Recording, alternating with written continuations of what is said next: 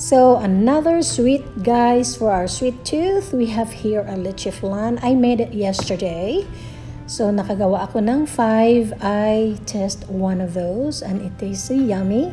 So itong Leche Flan, guys, I put this overnight sa ating refrigerator. So tamang-tama, very good siya, guys, and very cold. So this is perfect for our dessert.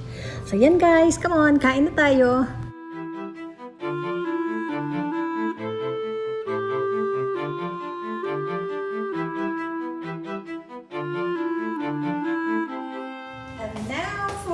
Dessert time. We have here a yummy, no, not cream, Leche Flan, guys. It's not a creme brulee, but it's a Leche Flan. I baked this yesterday. Ayan siya. It's time to taste test, guys. Woohoo! Okay.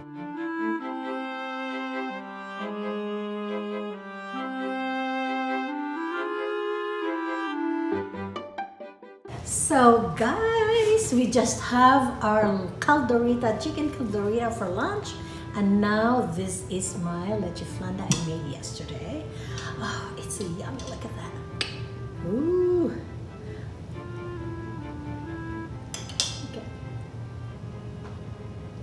So ayan, it looks a different color dahil nilagay ito ng anak ko. Sabi ko, no, huwag niyo ilagay dyan. Sabi niya, ang ano daw, gawarong daw ako, guys. Ayan, nilagay, oh. Tingnan mo nga, yung mga anak natin, oh dear, our kids. They just make fun of my hair. Oh my. Oh, this is good. So itong Leche Flan, guys, marami siyang egg yolk. Well, it's not really that marami dahil if I cook breakfast in the morning, I didn't include the yellow, you know. So sayang man din, ayun siguro mga marami yung yellow na natapon ko. Ay yung mga bago-bago lang siguro mga 3 days ago. Ayan ang nilagay ko sa ating, ito siya. Siguro nilagyan ko siya ng 5 yolks and 3 whole eggs. So ito siya ang lasa ng ating Leche Flan. So I make 5 egg yolk and 3 whole eggs for this Leche Flan. So it's so yummy. Oh wow. Diba, before you put your mixture, egg mixture, you have to add your sugar. So ayan siya, I melted the sugar and put it in the bottom of this ramekins. Sugar first and add your egg mixture. Ayan siya. And then wala na siyang vanilla because I don't have vanilla, so just deal with it walang vanilla. It's so yummy, guys. So ito ang ating Leche Flan for dessert, and then we have our chicken calderita for our lunch, and then I ligpit, and then we have our groceries in the morning. So I did our groceries, I washed all the vegetables and put it away. Ayan ang ating fruits and lemons. So ito na, guys, time to rest and time to eat my dessert. It's really not that sweet inside because I add 1 can of condensed milk, 1 can of evaporated milk, and 1 can I use 1 can of fresh milk, but I measure it in the can, so that makes it 3 cans of milk and condensed milk. Ayan siya. And then 3 eggs plus 5 egg yolks. Oh, this is so yummy.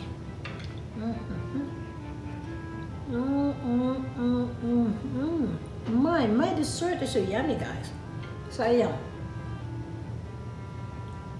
Quarantine time, it's raining outside. Walang magawa but bake, cake, cook, and eat. Bake a cake and cook some food and you eat and you have your good lunch and a good dessert. Oh wow, it's so yummy. So,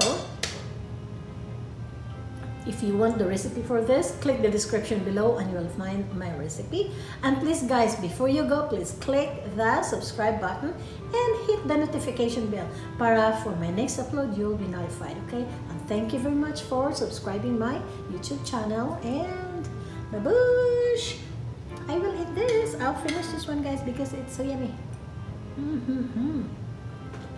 It's so perfect because I put this in our refrigerator overnight.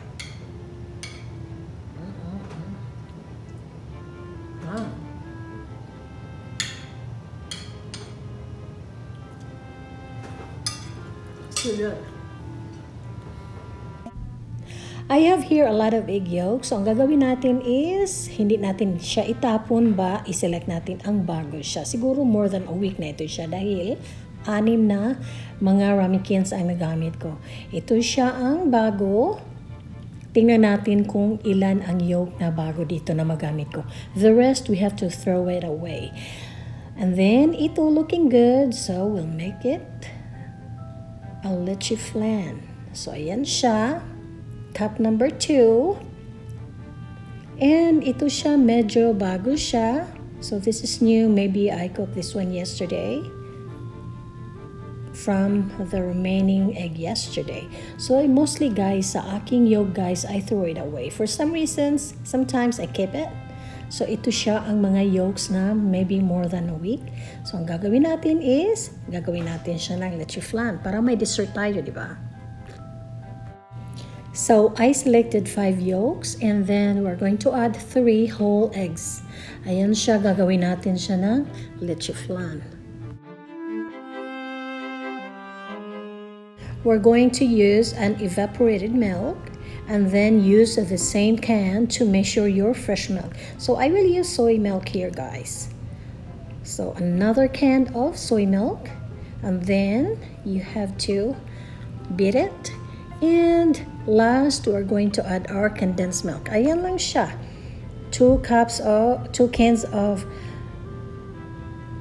fresh milk and eva plus 1 condensed milk. And then we're going to make a sugar syrup. 1 can of sugar syrup. Ayan lang siya sa ating Leche Flan. So ito ang 1 cup of sugar, guys. In a very slow fire, you melted it para mas-syrup siya.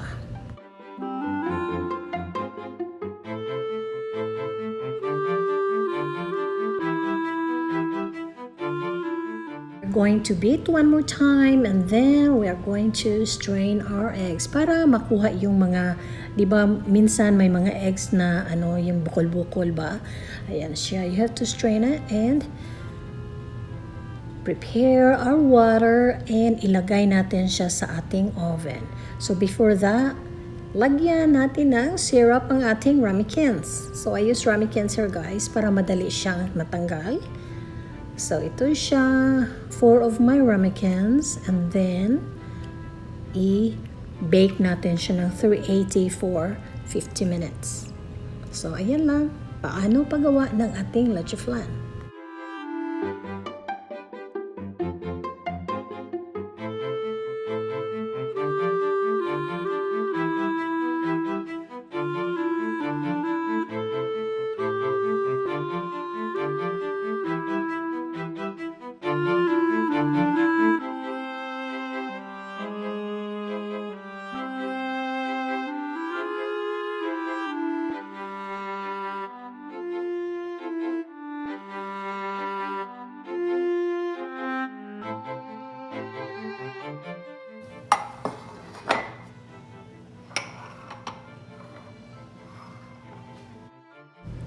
You add the sugar syrup to your ramikins first and then your egg mixture. Ayan siya, guys, and then you have to bake it for 380 for 50 minutes to an hour. So depende kasi yan, guys, gaano kainit ang oven niyo. So ayan siya, steam inside your oven and then you're done.